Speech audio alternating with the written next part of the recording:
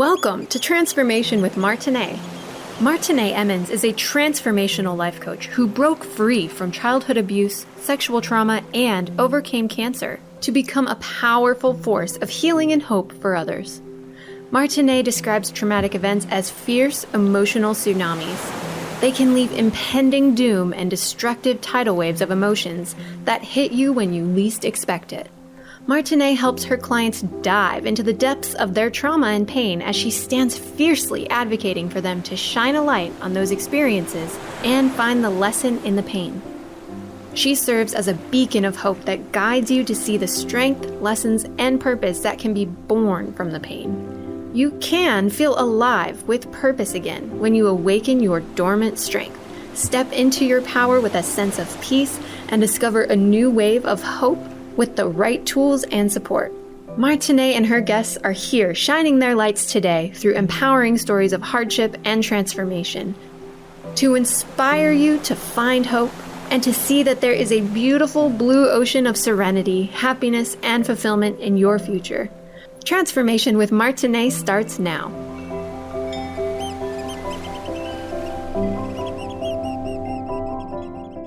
Welcome everyone to Transformation with Martine, where we overcome everything and compromise nothing. I'm so excited. It's Friday again, and we get to do this every week.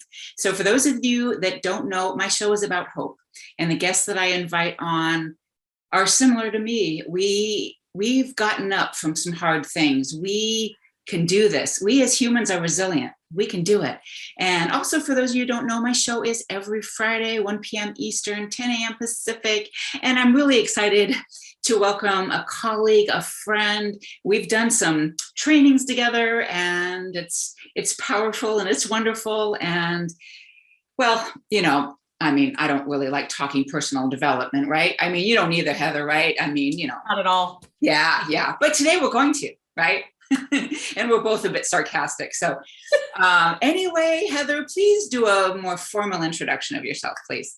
Absolutely. My name is Heather Lynn Jergens. I am a transformational coach. And really, my passion is it started all about reinvention. Mm-hmm. Because reinvention happens daily if we're really aware of it. It can happen naturally. My daughter is a mom now. That's its own reinvention, our relationship reinvented. Or it happens just like 3 weeks ago, where I found out I'm losing my place to live because the owner is selling it. That's a whole nother element of reinvention, but that's more of the blindsided kind. Yeah. So that reinvention, now my motto is really being reinventable, because that's more of a daily, small, little baby action thing that means just as much as the big dramatic things. Right. And not overwhelming, really. If we just tell ourselves we're going to make needlepoint moves, we're going to make small moves. And being reinventable, one of the things I love about that concept is we all fall down. And if you don't know the pathway of exactly where you are on that transformational roadmap, so to speak, well, then you don't realize how close you are to the next mile marker. And sometimes we just say, screw it, and we give up. And we were so close. And we go back and we learn and have to re-dig up those lessons and that familiar, but not really good for us stuff sometimes. Right. And sometimes that familiar, even though it sucks, we kind of stay in it because it's comfortable. And, it reminds me of this job. I worked for this man once, and he was kind of a, perv to say, he was, and then an opportunity came up for my daughter, and I was building my business, and I thought, and he called me, will you come back for a little while? I'm like, okay. And then my husband's like, are you sure? And my girlfriends are like, are you sure? And yeah, I didn't last more than 6 weeks. And it's like, what the heck was I thinking? But it was comfortable. I knew I could do the job, even though I had this to deal with on the side. Right. And it paid the bills. It was, it's so easy to be seduced into a familiar situation because we know how to manage it. Yep. Exactly. We know exactly how to manage it, even though we don't like it, even though we know it's bad for us. And maybe all of our friends and family are saying, what are you doing? Yeah. We know how to manage that versus what's in this unknown, what's out there. What could it be worse, but could it be better? Right. Absolutely. So what got you started? I know some of your stories, but what got you started to create, which I know we're going to talk about, Reinventable Roadmap. Yeah. What got you started? What was like well, share as much as your story as you want, but what really got you like, oh, okay, things have got to change here? I had been coaching since 2013. Mm-hmm. And a little bit before that. Well, I got into a seduced into a fabulous relationship that had all the glitz and the glimmer and all of it. And it was a powerfully toxic and narcissistic relationship. I was in that relationship for 4 years. It took me 5 years to recover from it once I escaped. Yeah. And that reinventable part, I will never forget looking out over the water and getting a phone call from my mom. And she was hysterical. Her really baseline of the conversation was, I'm waiting for the phone call to find out that you're dead. Something's going to give. And she was right. Either something was going to happen here in the relationship, or I was going to take care of it myself. It was that bad. Yeah. And from that moment, I ended up in a therapist's office that afternoon. And that kind of was the catalyst of, I have a confession. I'm self-destructing at my own hand. I'm not making the change. I'm not doing what I know I have to do. I tried a couple times and I got close, but then all of this other stuff was telling me, you can't do this. What are you going to do? And all of that started to take over. And I didn't have the tools and I didn't have the training, and I really didn't even have the internal strength to be able to calm down that fear, be able to, in a way, have a conversation with it and be able to actually embrace it and be able to move forward. What I call shadow dancing. Yeah. So that was kind of the catalyst of everything. After I did that and moved away and came back to Ohio, I ended up, desperate for a job. I bounced back into a horrible relationship, a different one, because it was familiar. It wasn't as bad. It had a whole different kind of set of things, but it was the same. I mean, let's be honest. So got out of that. But to get out of that one, number one, it didn't take me as long. Number two, there we have it. It didn't take me as long to recover either. And I was willing to do exactly what it took, meaning pack the entire house up, put it into storage, and sleep on a friend's floor for 6 months. Right. Because she provided a place for me to live and it was safe until I could get myself back up and I found another job. And that's kind of that reinventable story. But after that, I really started watching about the past 4 or 5 years. I've been watching the patterns and the cycles that I've been going through. And I started watching the same patterns and cycles in the different situations and started to map that out. And that's where kind of the reinventable element was born. There's a couple things I like to touch on in what you just said. And first being your mom. Can you imagine as being a mom yourself, how that must have felt? I cannot. My daughter is almost 30 with I have 3 grandchildren, and no, I cannot. I have gone and walked through some things with my daughter, but never to the element that I feared her life. Right. That I feared not just her life or her safety, but I feared her taking her own life because she was hopeless. And literally, and I was very close. I had letters written. I was on the deck of a dock of the ocean, and I was good. Everybody had everybody to take care of them.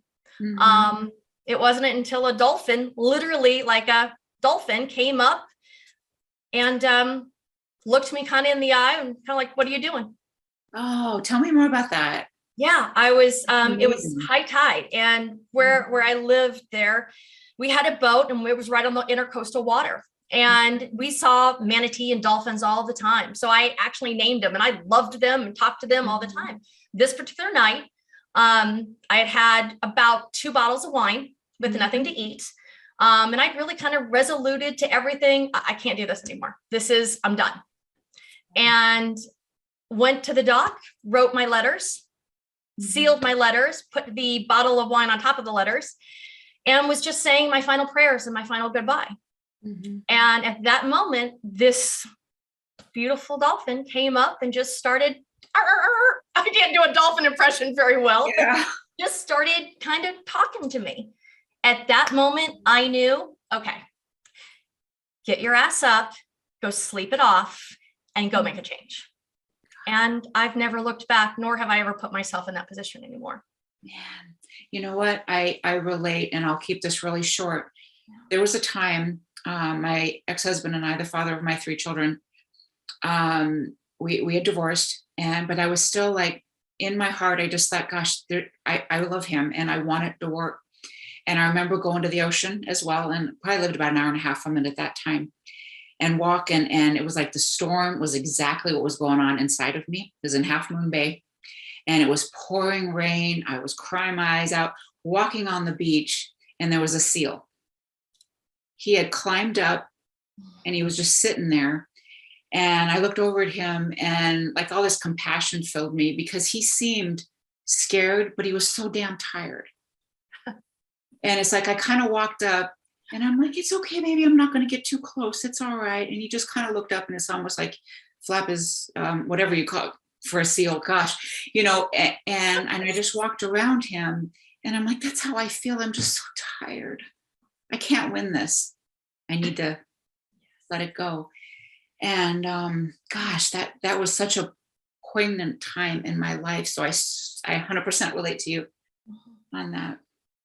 And it's funny because, it's so interesting, because the things that most people think you can't be reinventable, really can be, and they can be amazingly beautiful. And sometimes it's not just the compassion that we have to give ourselves, but we also have to understand that even if we screwed up 35 seconds ago, this next second, I can be something different right here. Versus I'll wait till tomorrow. And I think it was when that started to click in, and then I could start to pull myself a little more towards the future.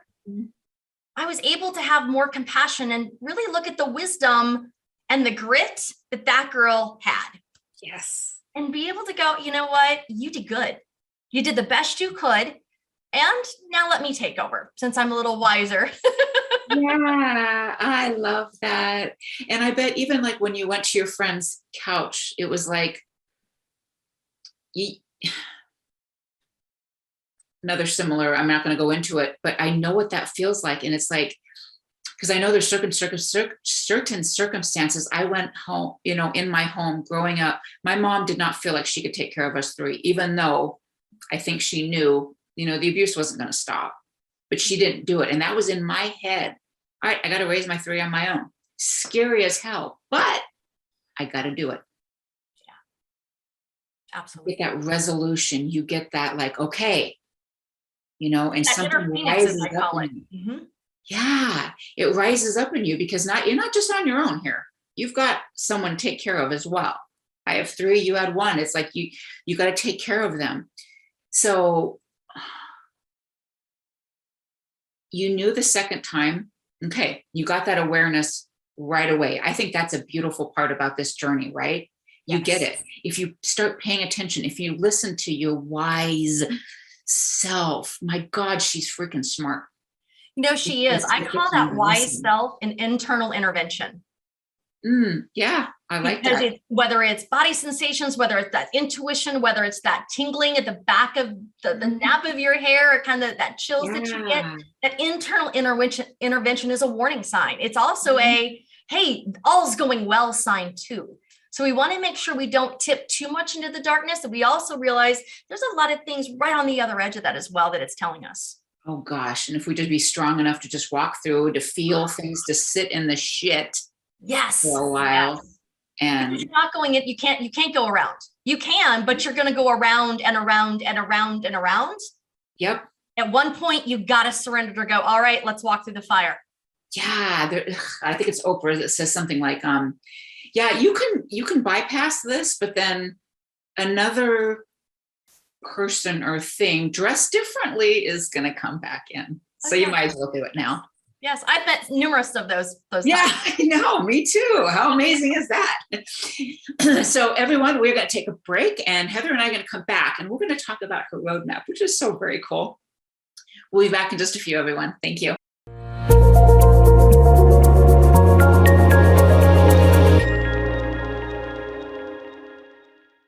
Back, everyone, to Transformation with Martine. This is where we overcome everything and compromise nothing.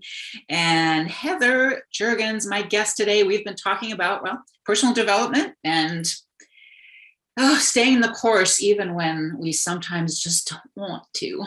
So Heather's got a roadmap, which is really, really cool, Reinventable roadmap. And it starts out with an awakening we have, change that is inevitable. Can you explain that more, please, Heather? Well, I think that's really what we've been talking about the last several minutes. Yes. Yeah. It's really about that awakening when you kind of know change is inevitable. Mm-hmm. It's also the time where you're in a little bit of a fog. Mm-hmm. So you know that some course of action needs to be taken, but you're not exactly sure what. It might be forced upon you. It may be chosen. You want to do X, whether it's leave a job or relationship, start a job, start a relationship. Mm-hmm. That in itself has so many different feelings. It has different anxieties. It has insecurities. It also has excitement. Mm-hmm. In this particular phase, our support system is really rah, rah. All right, go girl, you can do it. Yeah, we got this. And we like that. We are also all over the place with our emotions. Yeah. And quickly. So the other thing that we're left with in this particular phase is we're not really sure how we're going to get there or where there is, but we know it can't be here anymore. And that's the demarcation point in the sand, is where you no longer can lie to yourself. You no longer believe the illusions, and you no longer can talk yourself in to being or staying where you're at. Mm-hmm.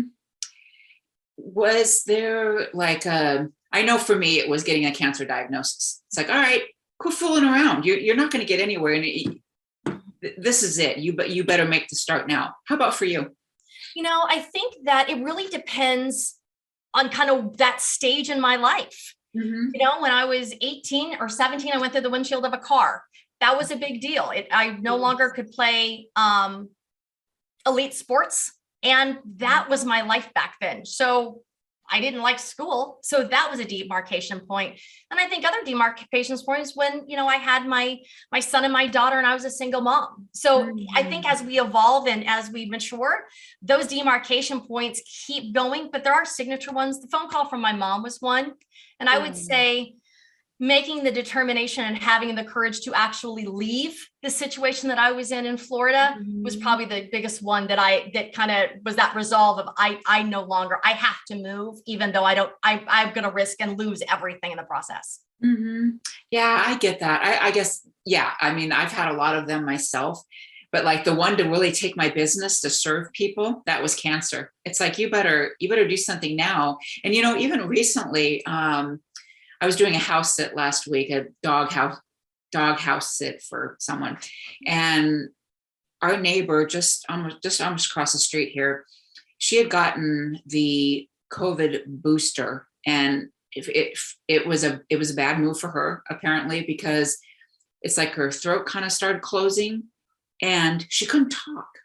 They took her to an emergency and she passed away just the other day. I'm so sorry. Yes, we're new to the neighborhood, but we met everybody recently, and I just got to know her, and now she's gone, and I feel for her children. She's an older lady, but I feel for her children and all that, and I'm like, gosh, you never know how much time you have left. So that was another thing that clincher for me, oh my God, we got to start taking these trips. Yeah, okay, there's money. We need to save for the future. We need all this. But my God, if we don't take it now, her husband's alone now. He just retired. Oh. Right? Yes. We got to do something now. So we come to a point where change is inevitable. Mm-hmm. And then we still kind of have a denial, right? We do.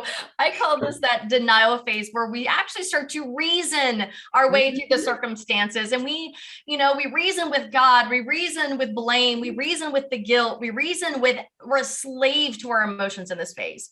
Yeah. We are literally in the dark. Right. And I love this phase because this is where we start to really demantle a little bit, not so much as the next phase, but we're starting to pull a little bit away from where we were. We're getting a little bit momentum. Mm-hmm. We act confused. This is also where we're incredibly defensive, impulsive. That all happens within this phase. Now, our support system in this phase, they kind of go, okay, you still doing all right? They still like to check in, not as much, not as gung-ho. Yeah. They might be tired of hearing what's going on or tired of hurting for us when we're going through this phase, because every time we go through a reinventor or we're being reinventable, our circle and our friend circle and our family go through it too, because it changes the dynamics. Right. Gotcha. In their own way, they're going through that too. You know, we're left with this particular phase that we know we have a feeling and a need to reason our way through the chaos just for survival. So that's where reasoning comes in. And that's what the denial is. We're kind of getting prepared for what's coming next. So this is when our ego has a fit. This is when we're kind of that last ditch effort to try to keep what we really know we need to let burn away. We try to give it resuscitation rights for just a little bit, but it never works. No, it just feels really scary. So if I just do this, like go back to that other job, if I just do this, just for a little while, and then I can take that action. I really think this is where that seduction of the past starts. This one is where we can get seduced very easy to come back here. Right. Oh, gosh. Yeah. Just thinking about some things. Oh my gosh. Yeah. Of course, I'm talking about other people's lives, not mine. Absolutely. 100% right there with you. Yeah. So we get to the cocoon stage, dissolving the current state and forming a new identity, but still in between both worlds. We are, and this is, I would say, out of all of the stages, this is the most vulnerable stage that we're at. Mm-hmm. This is also what I kind of think is that tipping point. We either, right now is the choice point. We either are going to the next phase or we are going back to where we came from. This is typically where that happens. We haven't integrated enough of where we're going into our lives and into our habits and our belief system. Mm-hmm. So, but we start to see glimpses. We start to still grieve the loss, but we're getting calmer in the situation around us. Mm-hmm. So we're watching this. We don't belong in either place. Right. And that can be incredibly unsettling.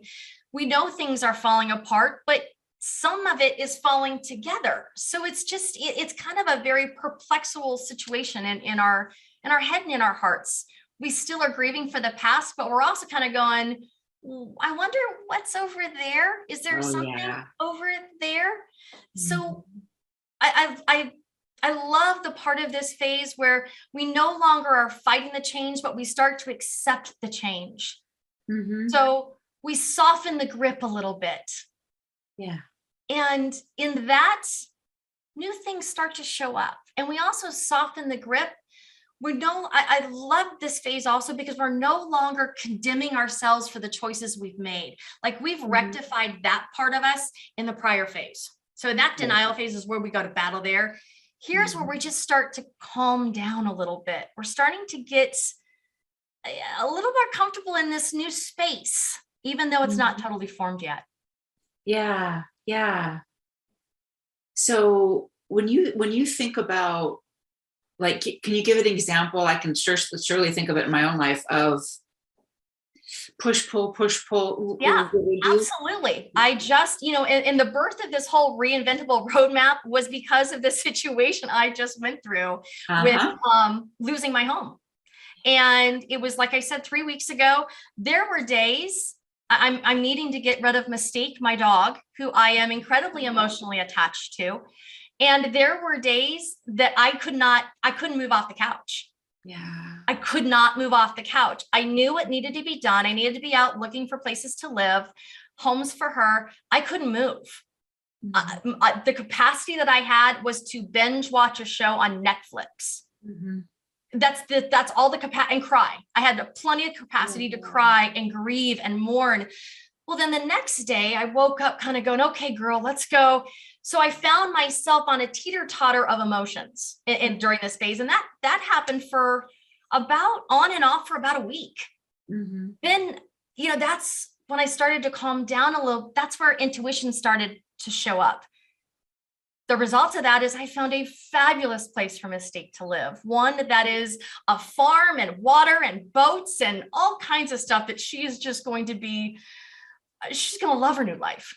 Yeah. And that softens my heart as well, even though I'll miss her terribly. Yeah.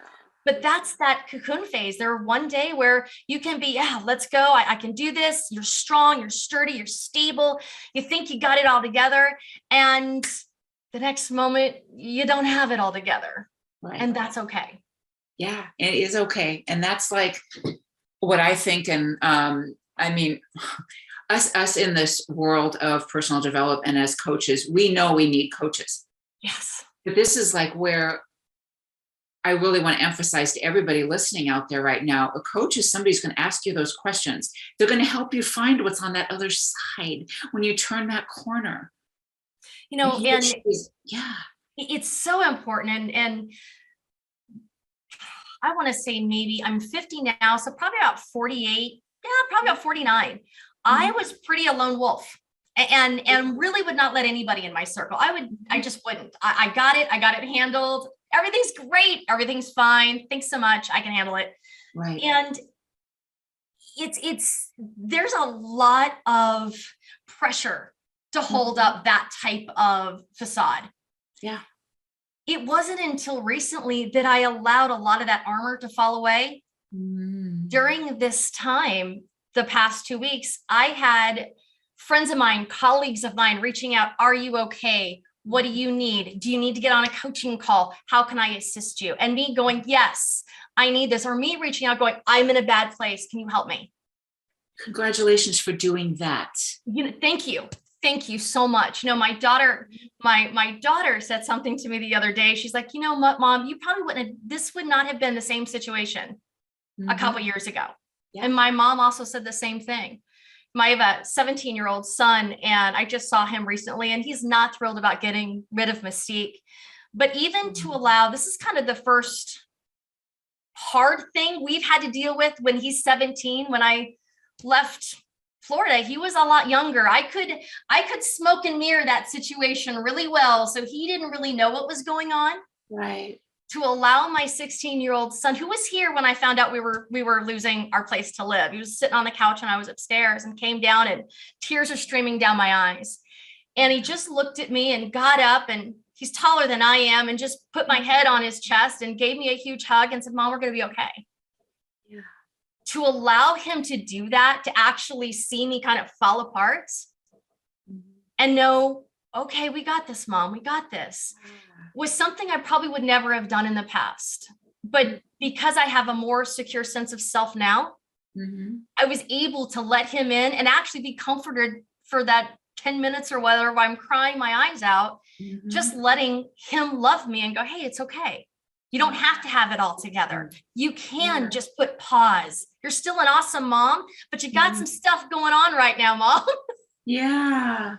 No, I love that. And I think that's kind of, actually, I thought you just had a daughter, so I apologize. No. I have a 17-year-old son too, that is 6'4", and I'm like 5'3". So I love that. I think it's beautiful when our kids can actually see things like this, because it allows them the same. It does. And it also reminds them that they're not alone and that emotions are real. And that we don't have to hide them. We don't have to put that facade on, that you can also get through them the proper way. Right. Yep. You don't have to just blow it off or man up, for the men who are listening. You don't have to just man up. It's okay. You got to find a safe place, of course, but it's okay. Yeah. And I think that there's an incredible power. We often forget that when people come back to us, they want to help us because they love us. We're denying that opportunity if we don't let them. 100%. 100%. We need to take a break. When we come back, we'll talk about more of the roadmap and a few other thoughts that I think we both have. We'll be right back, everyone. Thank you.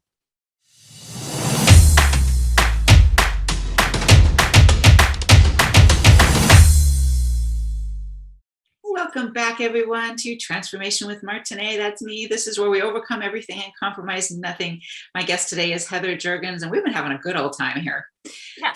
Fun conversation, even with stuff that's happened to us that hasn't been amazing, but it's been teachers. Yes.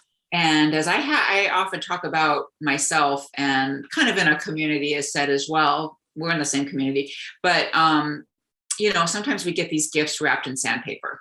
They're not fun to open. They don't feel good. Yeah, but if you take that time to learn, it's worth it.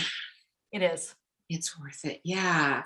So the fourth part of the roadmap is emergence, embracing the struggles of living in between the old you and the new calling. Oh, let's go into that. Mm-hmm. This is where you're integrating that newest part of you. You're starting to do things differently. You're starting to become unrecognizable to yourself. Yeah.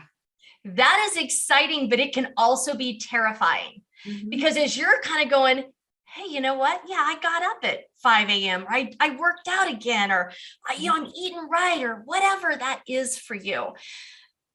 Somebody over here could be a friend, colleague, or what are you doing? What do you mean you don't want to go out right now? I thought we were going to go out. We always go out on Wednesday nights. What do you mean? Yeah. So this is where that tug of war does get in. But on the same token, we're starting to get our own self-worth back. We're past the survival. We're kind of integrating that new wisdom. We're not consistent yet. It's not natural. It's not automatic to us to be doing these new things that we're putting into our life, but we're getting there. So it might be 3 days on, 1 day off, but we pick ourselves back up and we get back on. Yeah. And these things, they become a habit pretty soon. I'm trying to think, like, I've always kind of been a worker-outer, whether it's walking or weights or whatever it is. And it's become part of my life that I really don't like to go a day without it because I don't know, the crazies come in a bit more if I don't. And even like just things with my body and a former eating disorder, sometimes it kind of rears up because sometimes I don't know what to do without it. But then there's an awareness like, all right, I promised myself I'd tune in. I need to listen. Yes. This is when this phase has a little bit of a hook to it, because this is when we start to go, oh, I got this handled. Yeah. And we start to get a little complacent in this particular place. We're starting to own, I do have this though. So there's a bigger gift of self here. We're not looking so to the external. We got this. We're okay. Yeah. So there's a solidity kind of within us that I think forms here that now allows us to keep emerging and allowing the old to fall away. This is also with our support systems. This is where dynamics in the relationships do start to change. Oh, I hear that one. I think I know where you're going with that. Yes. And these are, things that you used to be able to tolerate or enjoy or do, you might not tolerate, enjoy, or do anymore because you can't. It will be a chutes and ladders. And that's kind of what I feel like Being Reinventable is. It's like a game of chutes and ladder growth development. We can go all the way up, and then in 1 second, we can slide all the way down in one roll. Right. And then we just got to work ourselves back up. So that's kind of I don't want to say a caution, but that is an awareness. People don't exactly know how to react to us when we're in this phase, because we are starting to look different. This is also when you may hear, well, you're not the same person that you are. What's happening to you? Yep. Who are you? I don't like this. You'll start to hear this form in this phase. This is really where it's hard to hear, but man, your soul and your spirit is doing high fives and going, oh, yes, yes, yes. Because the external world is now seeing what's been coming up through you. And that is we're celebrating, even though some people are not going to celebrate you in the process. No, they're not. And so, that's what I was going to say is like, the people in your life start to change. because there's some people that it's just like, it's not worth being around anymore, because obviously you make them uncomfortable and it's just not an enjoyable experience anymore. So it's like, sometimes the people in your life are going to shift, and new people are going to come in, and, and eventually it drops off, and you may miss them, but then again, you don't after a while. Right? And that's a beautiful place. New people will fill a void. Mm-hmm. Yep. That will take you possibly to that next level. Mm-hmm. That you wouldn't, you can't get to the next level and rise up if you're carrying anchors and anchors of attachments to the past. It just doesn't work that way. Mm-hmm. Yep. Would you say there's guilt in that? Yes. Was there guilt for you? Absolutely. Yeah. I remember recently, it was probably about 2 years ago, I was going just through a tough time, and I sat there and went, and it shocked me. I had a dream about the relationship I was in Florida, and it caught me at a lull in my strength, and I sat there at the edge of my bed and kind of put my head in my hands and went, you know what, if you could have just made it through, your life would be very different. You wouldn't have this, what were you thinking? And then I stopped and went, no, that's not true. I did exactly what I needed to do. But I had that moment of, you know what, you'd have this, you'd have this, you'd have this, you'd have the money, you'd have anything that you could ask for. But would you have peace? Would you have comfort within yourself? Mm-hmm. Would you be able to look yourself in the mirror? It took a long time for me to be able to do that. Mm-hmm. And understand that I have the strength inside of me. Yeah. Yeah. And it feels pretty good once you realize that, huh? Absolutely. Yeah. It's like one of the things we talk about in our community too is collecting evidence. When we're kind of down on something, or like, oh my gosh, I can't do this, whatever new thing is coming up. But it's like, but you've done this and this and this and this and this. My coach told me a long time ago to keep a list of those things, sometimes handy. All the things that you've done, keep that evidence. I tell my clients now the same thing. And also keep a list of, I've done this, I've kept cards, I've kept things from clients where they've said certain things about me, or testimonials, to say like, oh yeah, you're okay. You can do this. You don't need to quit. It's okay. I love that. And I tell my clients as well, as they're going through these processes, write down how you reinvented yourself in one way. So yeah. I woke up at 5 a.m. versus 6 p.m. and drop that in a jar. At the end of the week, read all the ways that you started to reinvent yourself. My clients love that. I do that to this day, and I love it. Yeah, that's a really great tip. I love that. So Heather, where can people find you? They can find me at heatherlynnjergens.com. Awesome. What about other Instagram? Instagram is heather.jergens. I'm going through a little bit of an identity crisis and trying to get all my names together. Okay. Also, you can find me at Facebook at heatherlynnjergens.com as well. Awesome. That's so good. So we're going to take a break in just a moment, and we'll go into the last phase. Yes. And but just like before we go, so the last phase is empowerment and answering the call on your life. Yeah. What is the very first age where you knew you were going to do something powerful or make an impact? What's the first age? 24, single mom and divorced. Mm-hmm. And I did take care of Mandy. Mm-hmm. Yeah, that'll do it. That will do it. Yeah, I love that. Okay, everyone, we'll be right back, and we'll be talking more transformation. Yeah.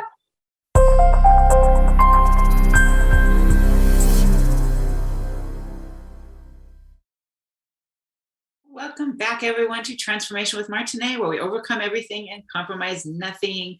My guest today, Heather Jergens, and we've been having an awesome talk. So we've been talking about a Reinventable roadmap and all the different levels. And the final one is empowerment, where it's answering the call on your life. So Heather, before we left, you talked about being a single mom at 24, and that was like you knew you needed to do something then, and you got this incident happened. You are where you are, but what was going on, like in your heart, your mind, your body? I was scared out of my mind. I loved my first husband. I've been married twice, and I love both of my husbands. But it just didn't work out with us. And having no family here in Ohio and being a single mom to her, I'm not sure I would have been able to navigate that as well as I did if I wouldn't have had her. Right. Because you do a lot of things when you have a little one that's depending on you. Right. And so that part was, come hell or high water, we were going to make it. Yeah. And that was kind of that first glimpse of that internal phoenix that kind of rose up and did what she needed to do in the moment. Wasn't all right, but it was all relevant in the moment. Mm-hmm. So somebody could be in the same situation as you or another one. Actually, I remember one of the young people that took care of my kids for a while. She became pregnant at 19, and she's like, I did not want to be another one of those circumstances or stats. I mean, she's led a phenomenal life since then, though. I mean, she really has. So no matter what you're going through, you can answer this call, especially if you're really tuning in and listening. So what would you say to somebody that it's like, okay, I know there's more to this than what I'm right now. I know there's more. I can't pinpoint it. What would you say? I would say that, yes, there's more, and you have everything that you need right now. And if they can't, you using that word, I just don't know where it is. I've used those words. Why can't I find this? Right. Because I was looking so outside of myself in the moment that I wasn't going to find it. It wasn't until I started really kind of looking internally, and it doesn't have to be a deep, dark dive to do that. It can be, but it doesn't have to be. That I was able to start to find some of the missing pieces. See, the other part was I stopped running from what I was running from and really allowed myself to walk. We've talked about this, to walk through it. In doing that, you can find that you can kind of self-soothe yourself in those moments. Still feel it, but it doesn't get as high or it doesn't get as low. Those are the moments that really you can reinvent anything. I mentioned I was married twice. I have a phenomenal relationship with my son's stepmom. He calls her mom. It doesn't, mom one, mom two, we both answer. Yeah. It's amazing how we set the precedence and pace for that. And I'll never forget that. We were at a conference and Michael was walking up, and part of the conference was to introduce your parents. Well, it was myself, his stepmom, and my ex-husband. He's like, this is my mom, Heather. And he stopped and looked at her, and he's like, and this is, and he instantly looked at me, which was a demarcation point of, what is this? And I'm like, well, that's your other mom. Yeah. And the pride that he had, because he no longer felt torn, was, oh, that's my other mom too. And that was just kind of, and he took off. He's like, oh, and that's my dad, which was fabulous for both of us. Yeah. So those types of moments, if I wouldn't have been present, I wouldn't have noticed what was trying to be reborn in that moment. Right. That's really beautiful. That is, that's really good, because it's totally in the best interest of the child. Yes. Well, and she has been, they both have, all three of them have been, including my whole family really, have been incredibly helpful. I mean, I get texts from her. Hey girl, how you doing? I love you. What do you need? Oh, did you look at this place? Did you look at this place? There's power in that. Oh, for sure. For sure. The amiableness between. And I do understand sometimes it's not able to be that, because I've been in relationships where if I did have children with them, it never would have been like that. Right. But when we can, it's certainly great to kind of hear that call and what the expression of that call is. And that's what we find in this particular phase. We find kind of in the sun. We find that we get to bask a little bit more. We get to We no longer question how powerful we are. We can know we can have suffering if we choose actions and consequences, or we can have liberation. The choice ultimately is ours. That's for sure. We have choices to make every single day. Yeah. And there's always something good in the day, even if it's like a really bad state, like you were talking about sometimes too, it's like you can go outside and just like, it is sunshiny today. Oh, and actually I have like a blanket of snow out there. It's actually really pretty. Yeah. There's flowers over there. There's this, there's that. There's always something if we take notice and care to take notice. Yeah. And sometimes that something is just let me get through the next 5 minutes. Right. I've said that prayer many of times. Can I just get through the next 5 minutes? Then I'll take the next 5 minutes. And then can I get through the next hour? So it expands. You just got to be gentle with yourself. Gentle with yourself. And also there's that taking time to feel too. Just like, you went through this situation with the house. There was a lot of grief there. You have to go through it. You do have to feel it. And then also, like I've commented on this a lot of times, both Maya Angelou, Les Brown, I love both of them. And they will say sometimes that you've got to park for a little bit to get through a situation, but then just make sure you put the car in drive again. I love that. I found this a couple of weeks ago, and I've heard this over and over again. It wasn't until going through this house situation that it hit me in my heart. And it's that seance that chaos whispered, "You can't handle the storm." And you whisper back, "I am the storm." That's right. That's ultimately what this phase is you owning all of you, your flaws, your good, your bad, your everything, and really integrating it and aligning to be exactly who you are today, which is not who you were yesterday. Oh, absolutely. I was helping a client the other day with, like, for example, Louise Hay believes that any type of illness or whatever has to do with emotions. And I fully 100% know that my cancer was resentment. I know it 100%. And we were talking about that with a certain situation that she's going through, that in those times we have to love every part. I've got a skin thing going on right now that I'm not going to go into, but I'm still like trying to ask, okay, what are you trying to show me in this? What do I need to be doing? And I approve of you anyway. I love you anyway. I think all of those are that's so beautifully and so poignant, because when we choose to be right where we are, regardless of the situation, I'm choosing to be here. Like, I'm here. I can choose to leave, or I can choose to be right here. Right. That gives us instantaneous power because we are at choice. Yeah. Absolutely. I choose to love the situation or whatever that is. I love that. Yeah. Yeah. So what would you say, we have 2 minutes left, to someone who just, you see they're hurting, and for some reason there's a connection, they feel it with you, and they ask you, how do I start? What do I do? My darling, you just did, is what I would say back. Yeah. With that question, how do I start? What do I do? That is starting. Yeah. And that's the instigate. That's kind of that spark that starts a whole nother course of action. Yeah. Just with one question. Absolutely. And even like, recognizing that vulnerability in somebody, like, hey, you already got this. You already just said something, and, how can I help you, type of thing. I mean, that's wonderful. I love that. I would also say, go at your pace, but we get really good, particularly being in self-development as much as we are. We can talk our way and do a lot of things where we're not being exactly honest with ourselves. We got to be careful about that. Right. That's a very good point too, for sure. Yeah. So what's your final thoughts in the last couple of minutes? Where can people find you as well?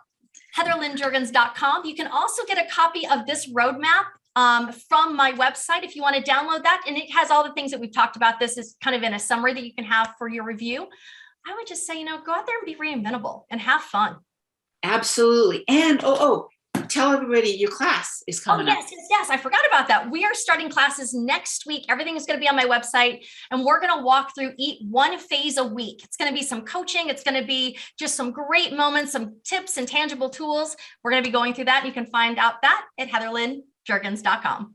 Yay. I love it. I love this. This has been a really amazing show and so many helpful tips. And I thank you so much, my very good friend, for coming on the show. Thank you. Yeah, absolutely. Thank you, everyone, for hanging out with us. And we will see you again next Friday, 10 a.m. Pacific, 1 p.m. Eastern. And we'll see you then. Thank you. Thank you for listening to Transformation with Martine. Did listening today spark a sense of hope and possibility? Hold on to this feeling and tune in every second and fourth Friday at 10 a.m. Pacific for more inspiring conversations with Martine and her guests. They will show you there is hope, and you are right where you need to be. Martine is dedicated to supporting you right where you are while launching you towards promise, passion, and possibility that leads to the fulfilled life your heart aches for. If you're tired of being stuck, schedule a complimentary consultation with Martine and get on the exciting path towards the life you want to be living.